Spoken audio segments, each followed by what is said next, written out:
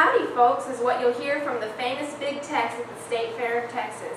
If you haven't been to the fair, you've been missing out. I will now enlighten you on the history and culture that is the State Fair of Texas.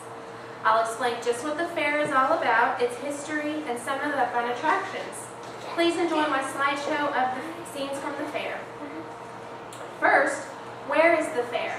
The fair is held each fall at Fair Park in Dallas. General admission is usually around $16, with kids and senior citizens at about $12. When is the fair? The official website at Texas.mpg says that the fair is in about 195 days. The 2011 season begins September 30th and ends October 23rd. Second, I'll talk a little bit about the history of the fair. The fair was first held in 1886, and it was called the Dallas State Fair and Exposition. In 1887, it became the Texas State Fair and Exposition. Horse races were a main source of income.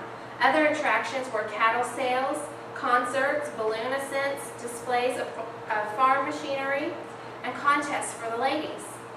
Thousands of Texans attended every year, even from that very first year.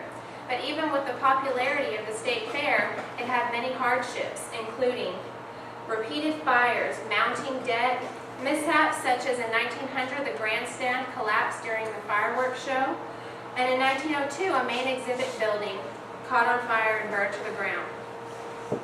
In 1903, the Texas legislature banned gambling on horse races, which was a big problem because that was the main source of income for the state fair. In 1904, the city of Dallas purchased the fairgrounds under the agreement that each fall the fair would be held. In 1905, the state fair proved to be very prosperous, with about 300,000 people in attendance.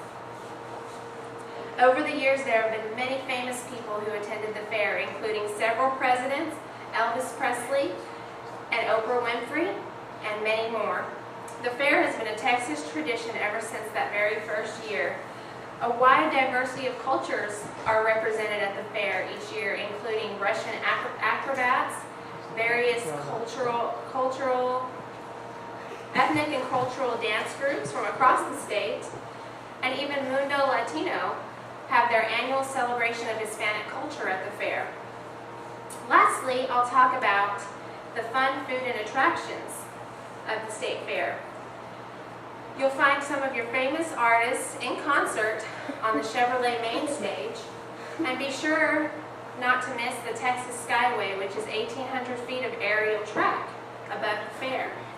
The Cotton Bowl has also hosted many popular college football games.